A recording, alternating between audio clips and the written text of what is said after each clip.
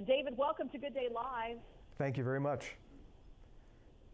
One of our lucky viewers is going to have a great read starting this upcoming weekend. For those out there who can pick this book up, talk to me about it. Talk to me about what The Memory Man is all about. It's the first in a new series for me. This is my 30th adult novel. I wanted to try something new, take myself out of Washington, D.C., and out of sort of the things I write about in past books. Amos Decker was a football player. He played one NFL play. He was leveled on the field, suffered a brain trauma, and he came out of that with hyperthymesia, perfect recall. He can never forget anything. He becomes a detective in a small town in the Midwest and is really good at his job, as you can imagine, someone who can never forget anything. One night he comes home after work and finds that his family has been murdered. And he spirals out of control after that. He loses his job, loses his home, becomes homeless. Finally pulls himself up a little bit, becomes a private investigator, barely subsisting on that. And then a year and a half after his family is killed, a guy walks into the police station and gives himself up and confesses to the crime. And then Decker has to figure out if this guy is really the killer or not. You know, I have to ask, when you're putting your books together, just because they take us on such amazing, thrilling journeys, do you have a plan? And in this case, there's been a lot in the news about head trauma and head injuries. I mean, do you start with an idea from what's current and sort of go from there when you write? You know, I read a lot about the concussions and all that going on in the NFL, and that probably did give me a little bit of a flavor for what I wanted to write about in this. And certainly the collision on the field and the brain trauma that he suffered was sort of the catalyst for him becoming the memory man. So yeah, it was very topical in that way.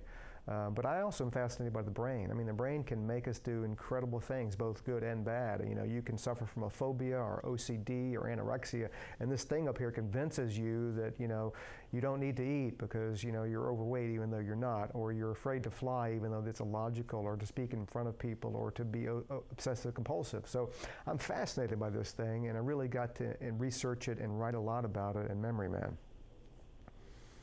And I'm assuming that's one of the questions I was going to ask you. Research is probably a big part of what you have to do when you take on this kind of task. I do. I research a lot for all my books. I draw the line at committing felonies. I won't commit a felony for purposes of researching a book.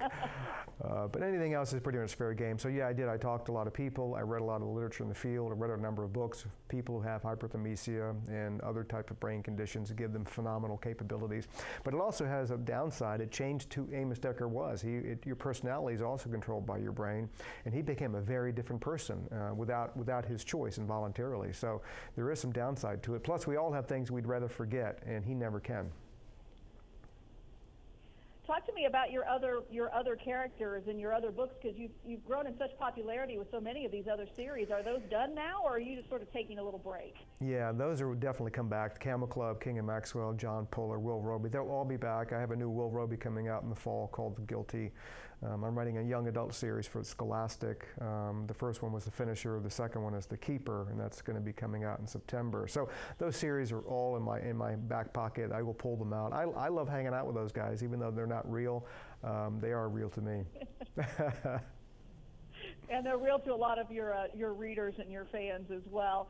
As we wrap up, I know something that's so important to you and your wife is your foundation, and I'd like you to let folks know out there about that, because what you do and what you give back after success is huge, David.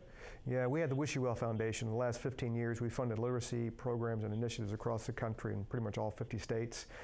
Reading is so fundamental, and having a high literacy skill allows people to reach their potential. We also collect books, partnering with the Feeding America, which runs all the nation food banks. So the last 4.5 years, I have collected and shipped out over 1 million books to food banks around the country. People go home with food, which they need to survive, but books and reading at the foreground of their existence can change not only their lives, but the lives of their children and break them out of the cycle of poverty, and that's our goal.